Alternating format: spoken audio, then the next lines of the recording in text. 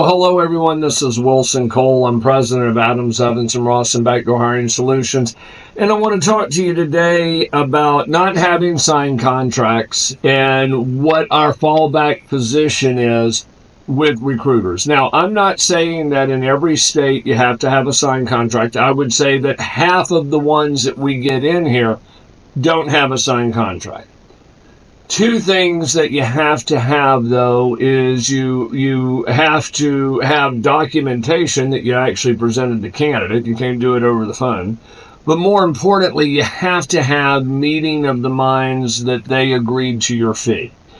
And if you haven't discussed fee, then you don't have a meeting of the minds. In a perfect world, I want to see a signed contract. Fallback position is meeting of the minds. Now, what we typically find is I have recruiters tell me, well, Wilson, it's okay that it's not a signed contract. In my agreement, it says that if they accept the resume, they're agreeing to the terms. Now, I know that that is one of the major clauses that one of the major recruiting firms that have been around 30 years had in it, and I know the attorney that created that clause. And I think 30 years ago, it was even at that point a fallback position, which is better than nothing. But I can tell you that in the last 5 years, there's been certain court rulings that have certainly weakened that argument. One of our staff attorneys gave us, in my opinion, one of the best analogies of that clause in hopes that you're going to enforce it. And that's referring to it as almost a prenuptial, for lack of a better word. If you were getting married tomorrow and you send your spouse a prenuptial and say, hey, I need this signed, but notice in there in that clause it says, even if you don't sign it, if you marry me tomorrow, you're agreeing to this prenuptial. It would get kicked out and laughed out of court.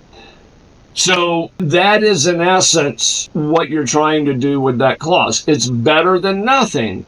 But where it's going to come in to play is if you don't have a signed contract, you have to have a meeting of the minds.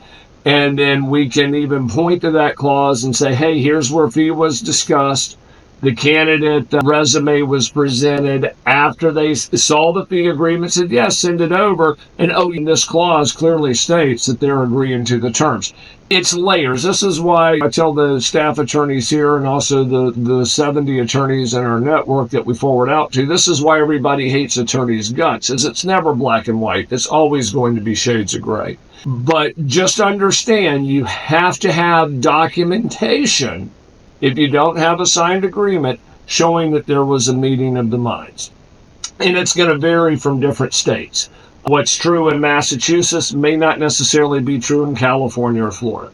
If we can help you with one of your collections, or if you've been backdoor hired or something along those lines, give me a call or go to our website and book an appointment with me or one of our credit and collection consultants at staffingdebt.com. If you want to check out the demo on our backdoor hires and see if there's a bunch of backdoor hires that you've missed, you can go to backdoorhires.com. We look forward to talking to you.